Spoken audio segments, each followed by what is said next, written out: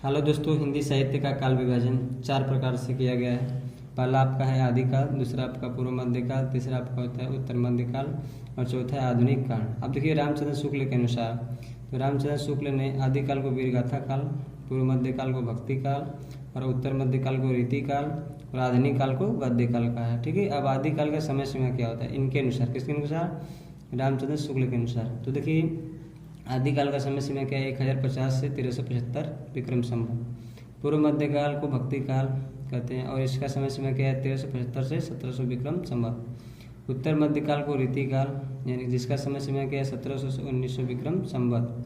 आधुनिक काल को गद्य काल बोला जाता है, जिसका समय सीमा क्या है? 1900 से अब तक। आधुनिक काल देखिए रामचंद्र शुक्ल जी ने आधुनिक काल में गद्य की रचना के साथ साथ पद्य की रचना का भी विकास किया है। ठीक है, आधुनिक काल के साहित्य को 2 बराबर भागों में बांटा गया है, जिसमें पहला आपका होता है पद्य भाग, दूसरा क्या होता है? गद्य भाग।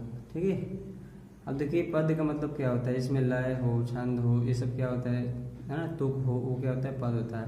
जो छंद लय तक के अतिरिक्त होता है वो क्या होता है? गद्य होता है। ठीक है, अब देखेंगे आगे आधुनिक काल काव्य का वर्गीकरण। ठीक है, सबसे पहले कौन सा युग आया? देखिए सबसे पहले भारतेंदु युग आया, फिर क्या है? द्विवेदी युग आया, फिर क्या है? छायावादी युग, प्रगतिवादी युग, फिर प्रयोगवाद, फिर नई कविता और नवगीत। तो देखेंगे भारतेंदु युग का समय सीमा क्या है और इसके प्रवर्तक कौन है। देखिए भारतेंदु युग का समय सीमा 1850 से 1900 ईस्वी तक होता है, जो भारतेंदु हरिश्चंद्र जी हैं क्या इसके प्रवर्तक। फिर आया आपके पास द्विवेदी युग, जिसका समय सीमा क्या 1900 से 1920 ईस्वी। किसको माना जाता है? महावीर प्रसाद द्विवेदी को। छायावादी युग के देखिए छायावादी युग 1920 से 1936 ईस्वी तक, जिसके प्रथम कवि जयशंकर प्रसाद जी हैं, इनको माना जाता है प्रवर्तक।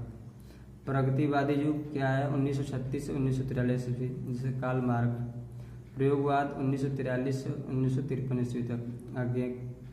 ठीक है, नई कविता 1953 से 1965 ईस्वी और नवगीत क्या होगा? 1965 ईस्वी के उपरांत। नई कविता प्रयोगवाद आगे के द्वारा ही माना जाता है। ठीक है, थैंक्स फॉर वॉचिंग।